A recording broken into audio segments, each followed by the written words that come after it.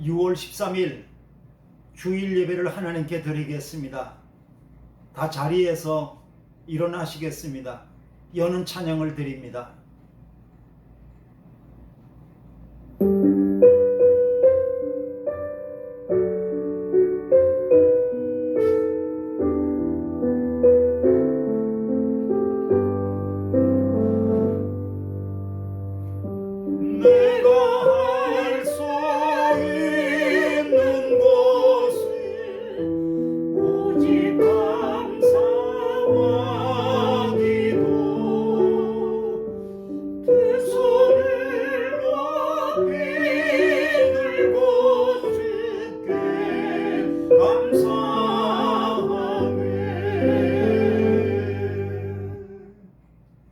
내가 이 반석 위에 내 교회를 세우리니 음부의 권세가 이기지 못하리라.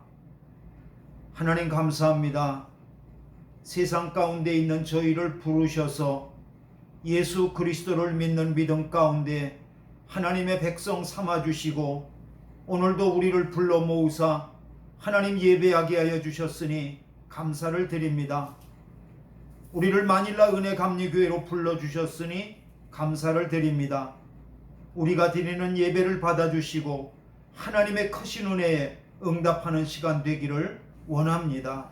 예수 그리스도의 이름으로 기도하였습니다. 아멘. 93장 부르시겠습니다.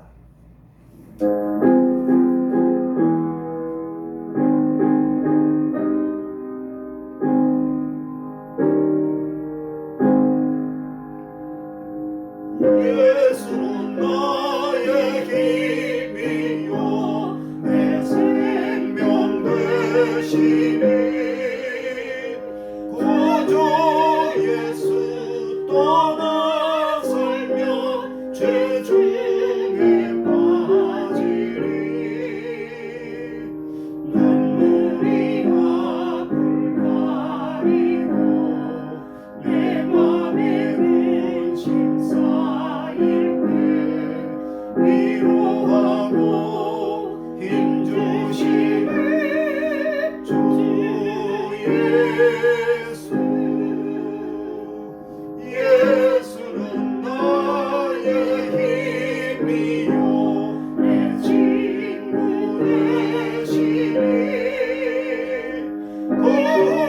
고뇌를 간구하면 홍성이 바르리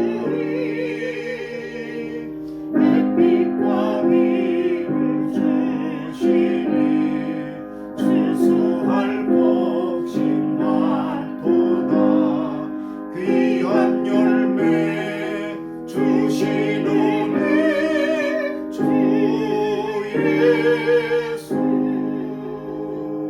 예수는 나의 힘이요 내 기쁨 되시니 그 명령을 준행하여 늘 충성하겠네 주야로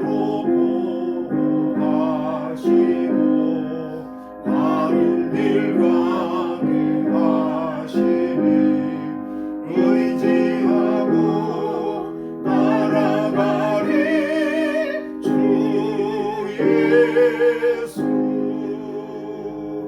예수는 나의 힘이요 내 소망 되시니 이 세상을 떠나갈 때 본 영생 얻으리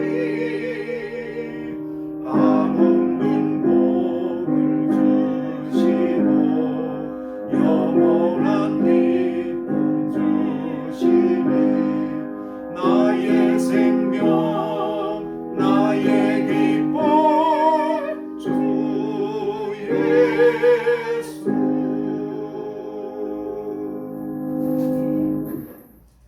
교동문 10번입니다. 교동문 10번입니다.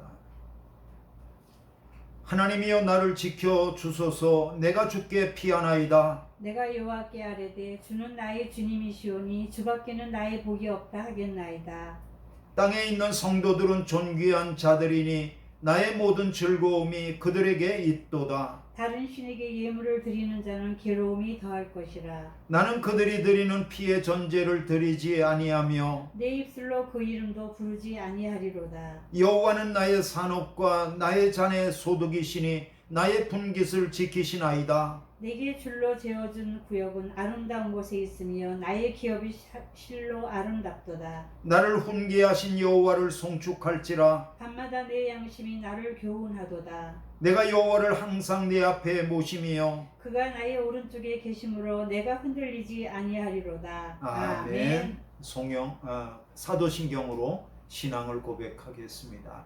전능하사 천지를 만드신 하나님 아버지를 내가 믿사오며 그 위의 아들 우리 주 예수 그리스도를 믿사오니 이는 성령으로 잉태하사 동정녀 마리아에게 나시고 본디오 빌라도에게 고난을 받으사 십자가에 못 박혀 죽으시고 장사지 사흘 만에 죽은 자 가운데에서 다시 살아나시며 하늘에 오르사 전능하신 하나님 우편에 앉아 계시다가 저리로서 산 자와 죽은 자를 심판하러 오시리라.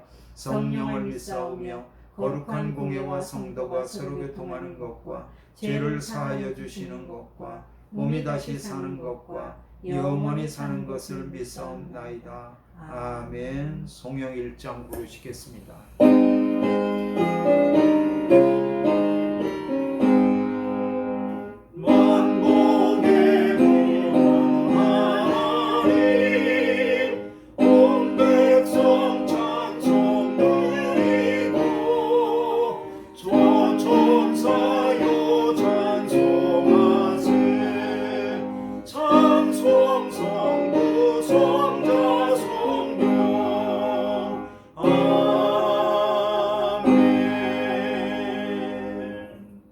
자리에 앉겠습니다.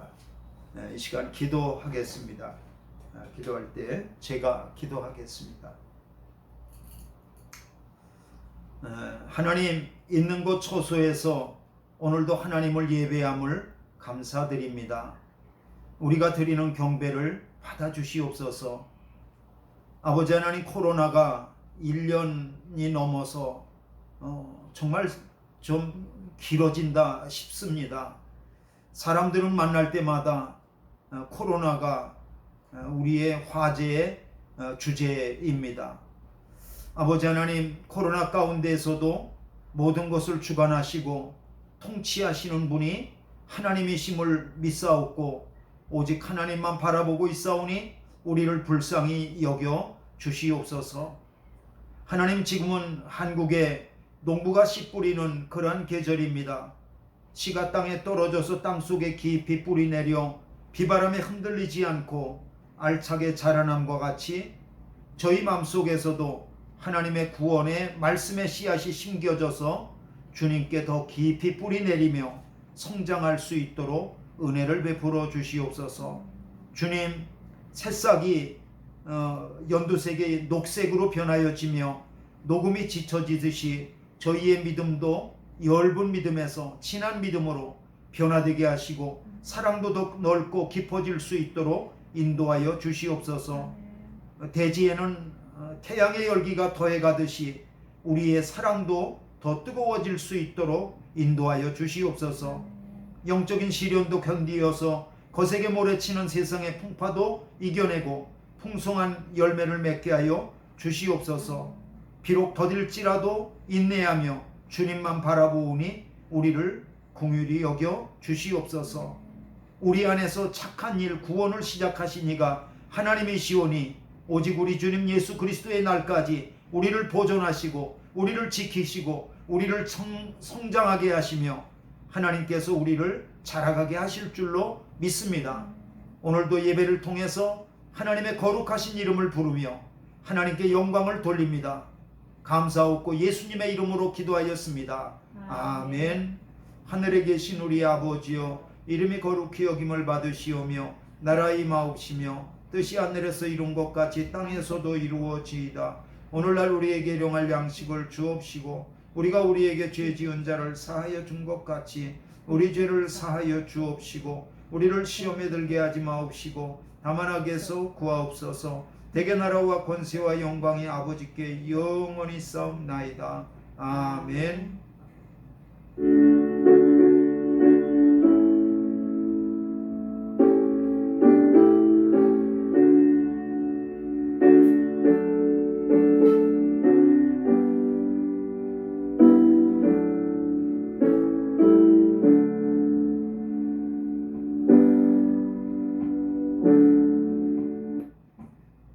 지금은 하나님 앞에 드리는 예물을 손에 붙잡고 봉헌 기도를 드리도록 그렇게 하겠습니다.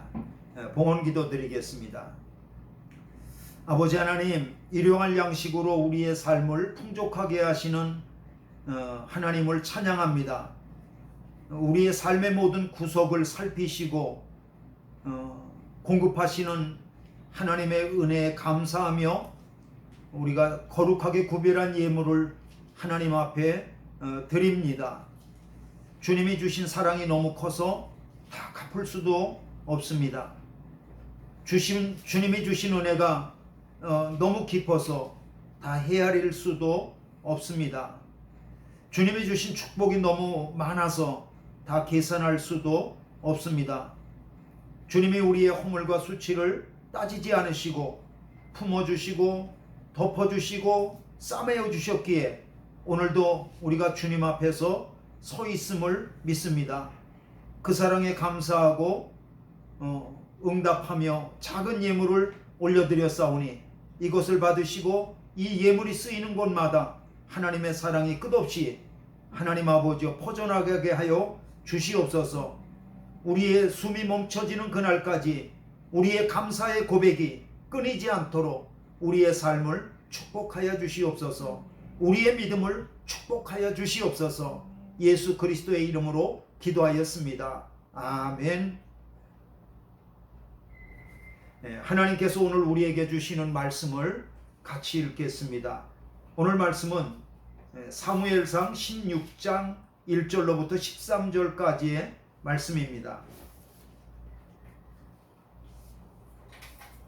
사무엘상 16장 1절서부터 13절까지의 말씀입니다.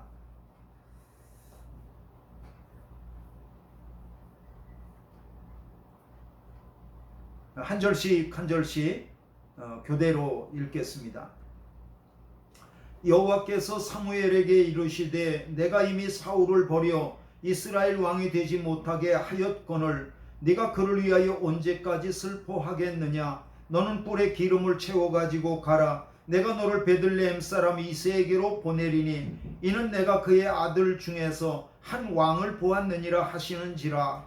사무엘이 이르되 내가 어찌 갈 수 있으리까. 사울이 들으면 나를 죽이리이다 하니 여호와께서 이르시되 너는 암송아지를 끌고 가서 말하기를 내가 여호와께 제사를 드리러 왔다 하고 이새를 제사에 청하라. 내가 네게 행할 일을 가르치리니 내가 네게 알게 하는 자에게 나를 위하여 기름을 부을지니라. 사무엘이 여호와의 말씀들을 행하여 베들레헴에 이르매 성읍 장로들이 떨며 그를 영접하여 이르되 평강을 위하여 오시나이까. 이르되 평강을 위함이니라. 내가 여호와께 제사하러 왔으니 스스로 성결하게 하고 와서 나와 함께 제사하자 하고 이새와 그의 아들들을 성결하게 하고 제사에 청하니라. 그들이 오매 사무엘이 엘리압을 보고 마음에 이르기를 여호와의 기름 부으실 자가 과연 주님 앞에 있도다 하였더니 여호와께서 사무엘에게 이르시되 그의 용모와 키를 보지 말라. 내가 이미 그를 버렸노라. 내가 보는 것은 사람과 같지 아니하니 사람은 외모를 보거니와 나 여호와는 중심을 보느니라 하시더라.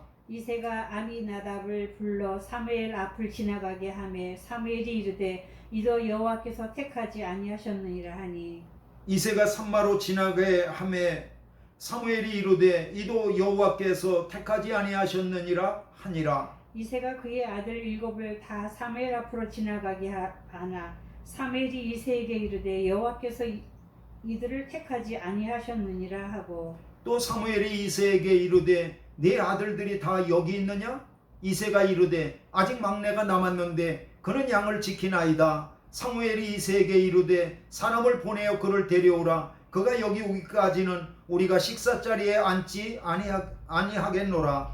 이에 사람을 보내어 그를 데려오매 그의 빛이 붉고 눈이 빼어나고 얼굴이 아름답더라. 여호와께서 이르시되 이가 그니 일어나 기름을 부으라 하시는지라. 다 같이요. 사무엘이 기름불병을 가져다가 그의 형제 중에서 그에게 부었더니 이날 이후로 다윗이 여호와의 영에게 크게 감동되니라. 사무엘이 떠나서 라마로 가니라. 아멘. 아멘. 오늘은 사무엘상 16장 1절로부터 13절까지의 말씀을 중심으로 하나님이 이루어 가십니다. 하나님이 이루어 가십니다. 라고 하는 제목을 가지고 하나님의 말씀을 들으며 은혜를 받겠습니다. 기도하고 말씀 듣겠습니다. 하나님 아버지, 은혜와 사랑을 감사합니다. 오늘도 하나님의 말씀을 들으려고 하나님 앞에 있습니다. 사람을 통해서 증거되는 말씀이지만 하나님의 말씀으로 받을 때 하나님의 음성이 우리의 영에 들려지며 우리의 영이 살아나게 되어지고 소망을 얻게 될 줄로 믿습니다. 지혜를 얻게 될 줄로 믿습니다. 빛을 얻게 될 줄로 믿습니다. 말씀이 능력이 되어 우리의 삶 가운데, 인격 가운데 역사하여 주시옵소서. 은혜 받기를 소망하며 예수님의 이름으로 기도하였습니다. 아멘. 아멘. 오늘 우리가 사무엘상 16장 1절로부터 13절까지를 읽었는데 오늘 본문은 다윗이 이스라엘 왕으로 기름 부음을 받는 이야기를 우리에게 전하고 있습니다. 하나님은 이스라엘의 첫 번째 왕으로 사울을 세우셨습니다. 그런데 사울은 하나님의 말씀을 듣지 않아서 하나님이 그에게 크게 실망하셨습니다. 하나님은 그를 폐하시고 두 번째 왕을 세우시려고 사무엘을 베들레헴으로 보내셨습니다. 하나님은 사무엘 선지자를 통해서 베들레헴에 살고 있는 이새의 아들들 중에서 왕이 될 자가 있다고 말씀하셨습니다. 사무엘은 베들레헴에 가서 제사를 준비하고 이새와 이새의 아들들을 그 제사에 초대했습니다. 사무엘은 이새의 7 아들들을 모두 보았지만 그들 중에서 하나님이 기뻐하시는 그런 왕은 없었습니다.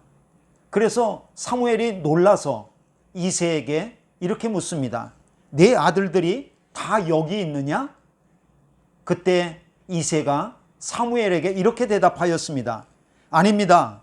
아직 막내가 남아있는데 그는 들에서 양을 지키고 있습니다. 그래서 이새는 사람을 보내서 양을 지키는 막내 아들을 데려왔습니다. 하나님께서는 그에게 기름을 부으라고 사무엘의 마음을 감동시켜 주셨습니다. 사무엘은 기름 뿔병을 가져다가 그에게 기름을 부었죠. 바로 그 기름 부음을 받은 사람이 오늘 본문에 나오는 다윗이라고 하는 인물입니다. 저는 오늘 다윗이 기름 부음 받은 이야기를 통해서 하나님께서 오늘 본문을 통해서 우리에게 말씀하시고자 하는 것이 무엇인지 이런 것들을 살펴보면서 함께 은혜를 받으려고 합니다. 첫 번째는 기름 부음을 받았다고 인생의 꽃길이 열리는 것은 아닙니다. 이스라엘 수많은 가정 중에서 이새의 가정이 뽑혔습니다.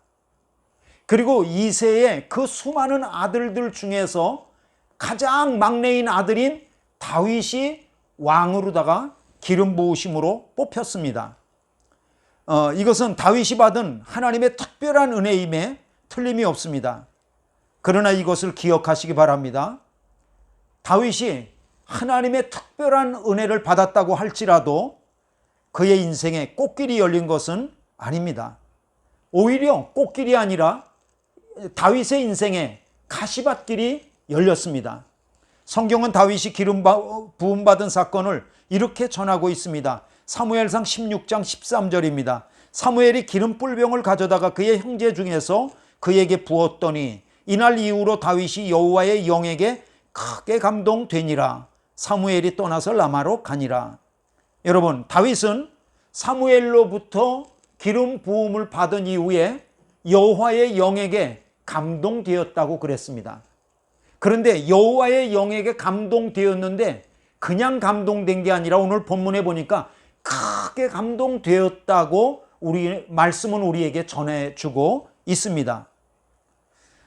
다윗이 기름 부음을 받아서 하나님의 영에 크게 기름 부음 받았다고 한다면, 이거는 이제부터 어떻게 보면은 인생의 꽃길이 활짝 쫙 열려야 되는 것 아니겠습니까?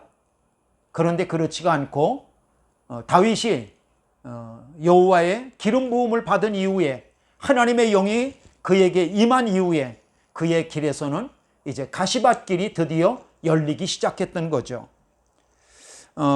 다윗이 기름 부음 받은 후에 곧바로 왕이 되지 못했습니다. 왕이 되기는커녕 현재의 왕인 사울이 그를 미워하기 시작했습니다. 그리고 사울 왕은 다윗을 죽이겠다고 쫓아다녀서 다윗이 죽을 고비를 여러 번 넘겨야 됐습니다. 결국에 다윗은 사울 왕을 떠나서 도망다니기를 10년 동안 했던 거죠. 다윗이 사울을 피해서 10년 동안 돌아다니면서 도망다니면서 그것이 얼마나 힘들었는지 성경은 이렇게 전하고 있습니다. 진실로 여호와의 살아계심과 내 생명을 두고 맹세하노니 나와 죽음의 사이는 한 걸음뿐이니라. 여러분, 다윗과 다윗의 죽음 사이가 한 걸음뿐이래요. 이거는 다윗이 얼마나 생명의 위협을 받으면서 도망다니며 죽을 고비를 여러 번 넘겼는가라고 하는 것을 우리에게 보여주고 있습니다. 또 바꿔 말하면 다윗이 하나님으로부터 기름 부으심을 받은 후에 하나님의 영에게 크게 감동하심을 받은 후에 가시밭길이 쫙 열렸다고 하는 것을 우리에게 증거하고 있습니다. 여러분, 적어도 왕이 된다고 하는 하나님의 기름 부으심을 받았다고 한다면 꽃길이 열려야 되지 않겠습니까? 그런데 왜 꽃길은 열리지 않고 오히려 가시밭길이 열렸던 것일까요? 여러분, 이것을 기억하시길 바랍니다. 하나님은 다윗의 인생의 가시밭길을 통하여서 다윗이 이 세상 어떤 것도 바라보지 않고 이 세상 어떤 것도 의지하지 않고 오직 하나님만 바라보고 하나님만 의지하는 사람이 되기를 바라셨기 때문에 그에게 가시밭길을 주신 것을 믿으시길 바랍니다. 여러분, 사람은 가시밭길을 걸어야 비로소 하나님을 바라보는, 하나님을 의지하는 그러한 습성이 있습니다. 하나님은 이스라엘 백성을 애굽에서 인도해 내셨을 때 지중해로 올라가는 길은 가깝고 지름길이라 할지라도 그 꽃길을 허락하지 아니하시고 광야길로 인도하셨습니다. 여러분, 하나님이 인도하시면 광야가 무슨 말입니까? 꽃길로 인도하셔야 될 거 아니겠어요? 그런데 하나님은 이스라엘 백성, 내 백성이라고 하는 그 사랑하시는 백성을 광야로 인도하셨던 거죠. 여러분, 광야는 여러분이 알다시피 먹을 양식이 있는 곳이 아닙니다. 여러분, 광야는 여러분이 알다시피 마실 물이 있는 곳이 아닙니다. 그래서 광야에서는 그 어디를 둘러봐도 의지할 것이 아무것도 없어요.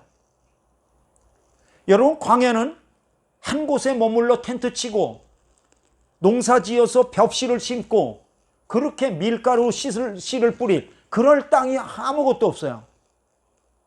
그리고 광야는 그 어디를 돌아봐도 우물물을 마실 곳이 아무도 없어요. 그래서 하나님은 이스라엘 백성들을 광야에서 하나님을 바라보게 하셨던 거죠. 그래서 하나님은 광야에서 이스라엘 백성들에게 만나 양식을 내려주셨습니다. 그래서 하나님은 이스라엘 백성에게 광야에서 바위에서 두드리면 샘물 나게 하시는 역사를 주셨던 거죠.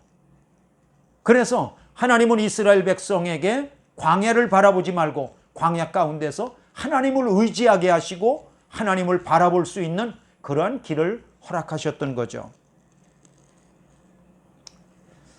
그러나 이스라엘 백성은 하나님을 의지하지 않고 광야에서 불평했습니다.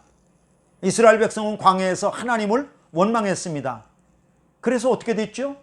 그래서 이스라엘 백성들은 1년이면 올라갈 수 있는 그러한 한 달이면 올라갈 수 있는 그러한 그 가나안 땅 길을 40년을 방황하면서 결국에는 올라가게 되었던 것입니다.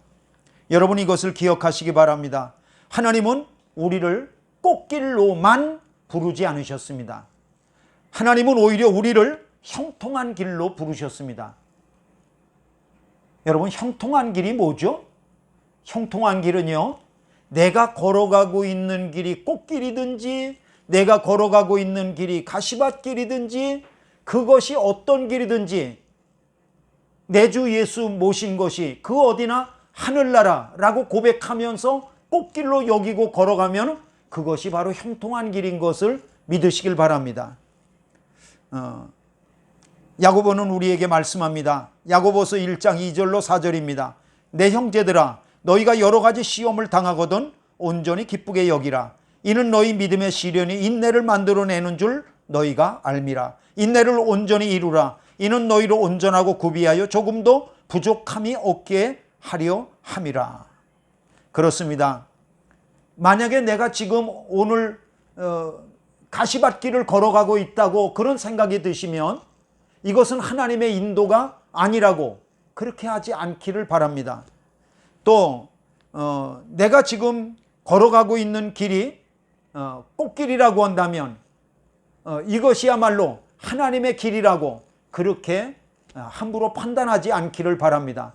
하나님은 내가 걷는 길이 가시밭길이든지 꽃길이든지 그 어느 곳이든지 하나님이 나와 함께 하신다고 하는 믿음 가운데 형통한 길을 만들어갈 수 있기를 주님의 이름으로 축원합니다. 내가 하나님의 기름 부으심을 받았다가 할지라도 내가 오늘 가시밭길을 걸어갈 수 있습니다. 내가 예수 그리스도를 잘 믿는 믿음을 가졌다고 할지라도 가시밭길을 걸어갈 수 있습니다.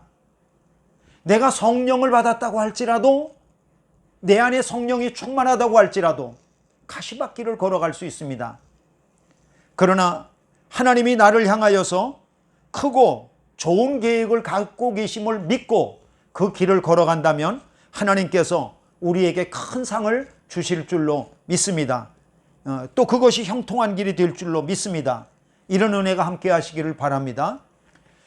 두 번째로 기름 부음이 한 번 임하시면 하나님은 우리를 떠나지 아니하시고 우리와 늘 함께 계시며 하나님께서 나를 통해서 하시고자 하는 하나님의 꿈을 이루어 가시는 것을 믿으시길 바랍니다. 사무엘상 16장 13절을 다시 보겠습니다.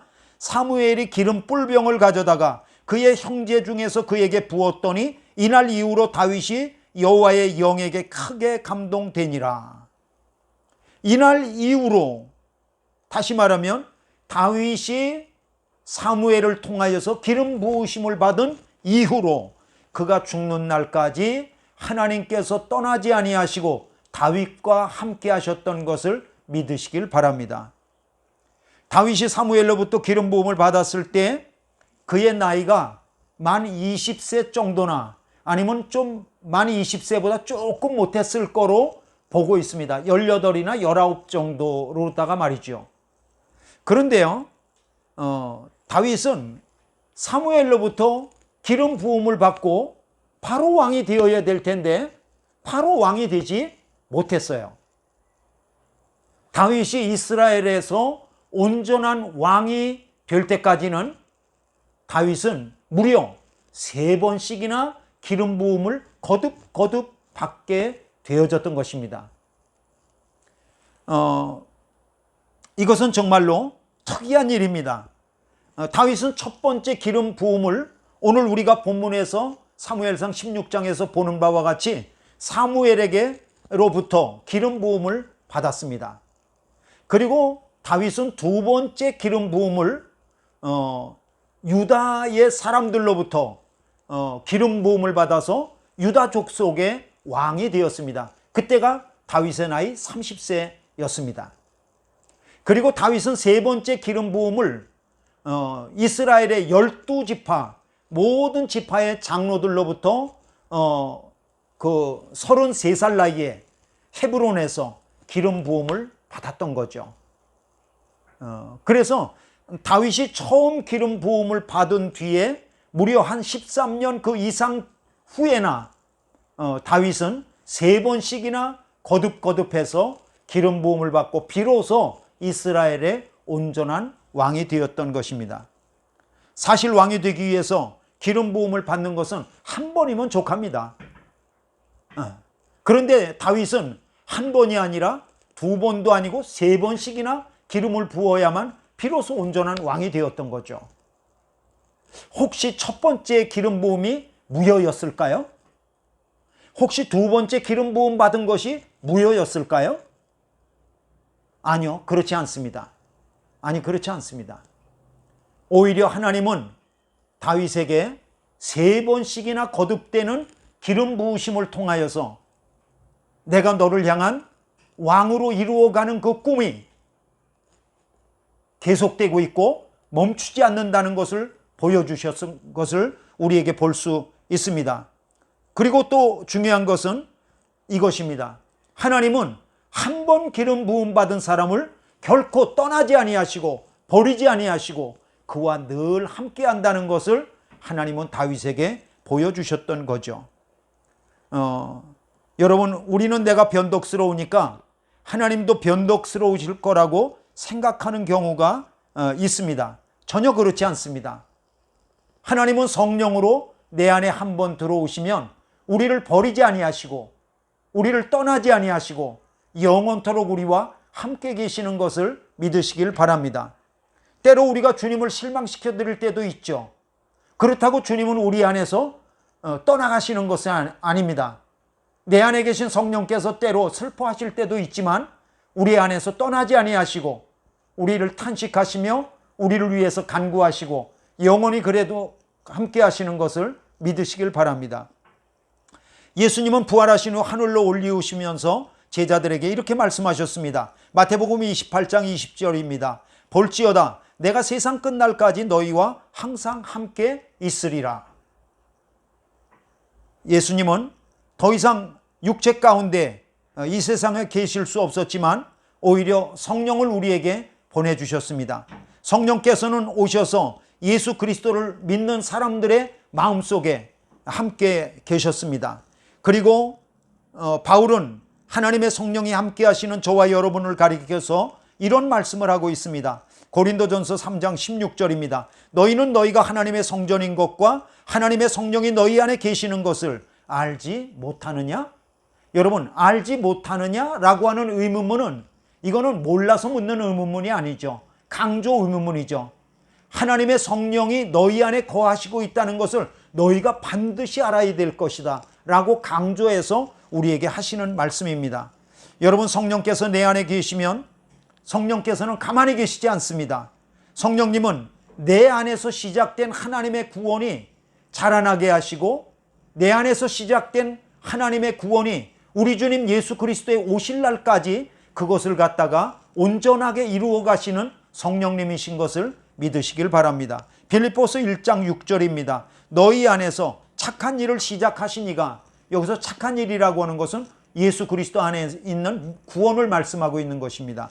너희 안에서 착한 일 구원을 시작하신 이가 예수 그리스도의 날까지 이루실 줄을 우리는 확신하노라. 우리는 여기서 이런 질문을 할 수 있습니다.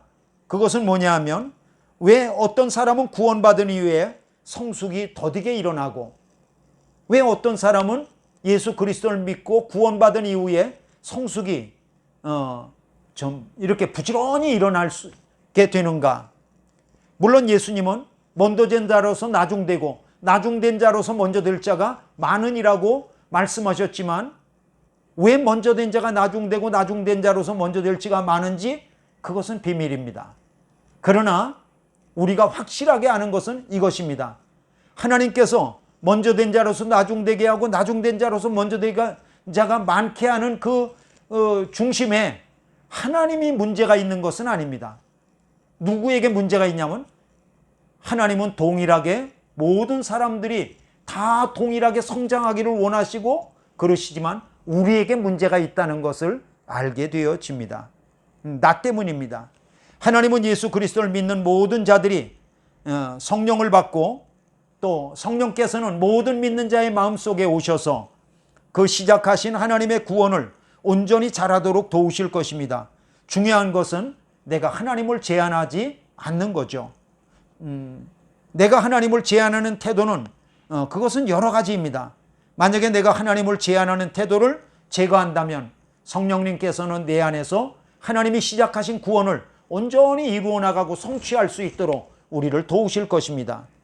얼마 전에 아내가 아침에 일찍 일어나서 저에게 이런 말을 했습니다. 여보, 지난밤에는요 제가 테이블에다가 물을 엎질렀어요. 물을 엎질릴 사람이 아닌데 물을 엎질렀다니까 얘기를 들어보니까 이런 거였어요. 밤새 목이 말라서 거실로 나와서 테이블에 놓여있는 그 물을 컵에 받아가지고 마시려고 했다는 거예요. 그런데 컵에다가 물을 부니까 물이 테이블에 막 넘쳐 흐르는 거예요.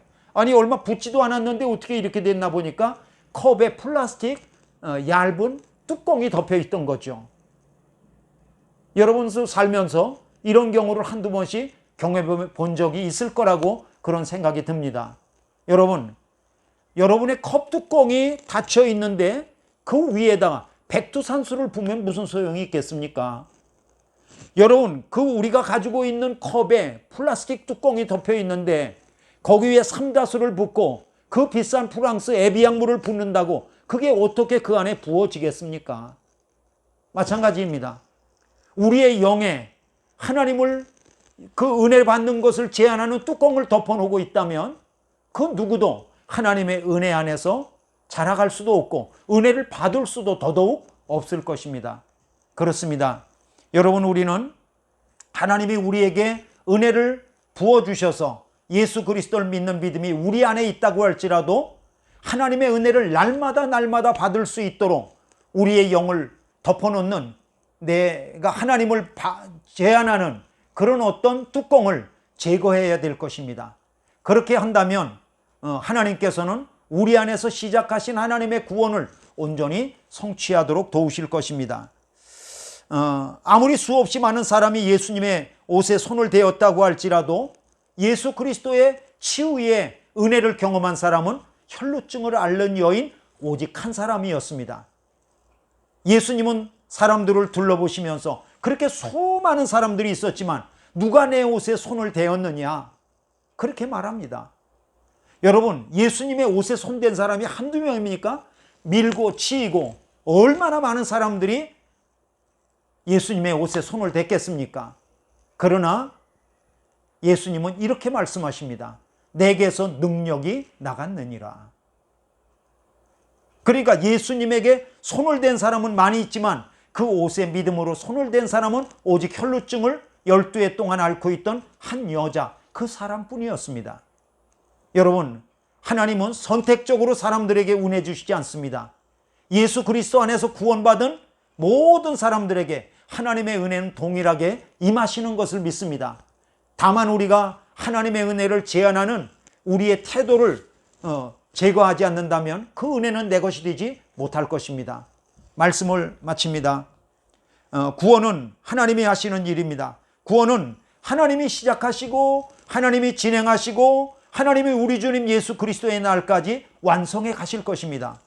하나님을 제한하지 않기를 바랍니다. 무엇보다도 말씀과 함께 매일 아침 하나님을 두 팔 벌려 환영하시길 바랍니다. 매일 아침 하나님의 말씀과 함께 하나님을 기뻐하시기를 바랍니다. 그러면 하나님께서 우리 안에서 시작하신 구원을 온전히 이루어 가시고 우리의 주신 은혜가 우리의 삶 가운데서 흘러넘치게 되어질 것입니다. 이런 은혜가 함께 하시기를 주님의 이름으로 축원합니다.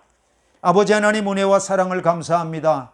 하나님께서 예수 그리스도 안에서 하늘의 보화를 우리에게 주셨습니다. 우리에게 주신 은혜와 보화를 잃어버리지 아니하고 날마다 풍성하게 하나님 누리며 하나님 성장하며 자라가며 하나님께 기쁨이 되는 삶이 되도록 인도하여 주시옵소서. 예수 그리스도의 이름으로 기도하였습니다. 아멘. 아멘.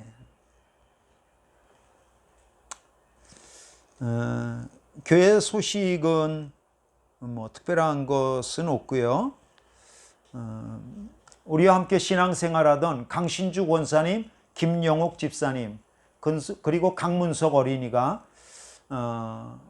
어제 토요일 날 6월 12일 날 한국으로 이제 모두 철수하셔서 들어가셨습니다. 여러분 비록 한국에 있다 할지라도 같이 교제해 주시고 그렇게 하시기를 바랍니다. 코로나 가운데 있습니다. 비록 코로나가 점점 더 완화되어지고 백신 맞으시는 분들이 더 많아지고는 있지만 그럼에도 불구하고 방역 수칙을 잘 지키셔서 모든 가족이 다 건강하시기를 바랍니다. 다 자리에서 일어나시겠습니다. 자리에서 일어나셔서 찬송가 411장 부르시겠습니다.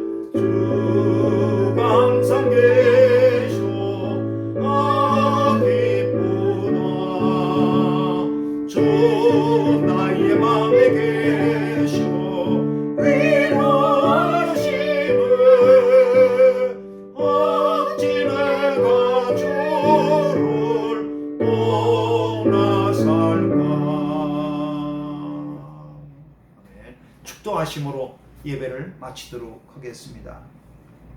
교회를 세우시고 내 교회라고 말씀하시는 우리 주님 예수 그리스도의 은혜와 교회를 디자인하시고 온 인류 구원을 꿈꾸시는 하나님의 사랑하심과 교회를 살리시며 교회를 교회되게 하시는 성령님의 교통하심이 하나님의 일하심을 믿고 의지하는 모든 성도들 머리 위에 가정과 생업과 비전 위에 영원토록 함께 하시기를 간절히 축원하옵나이다. 아멘.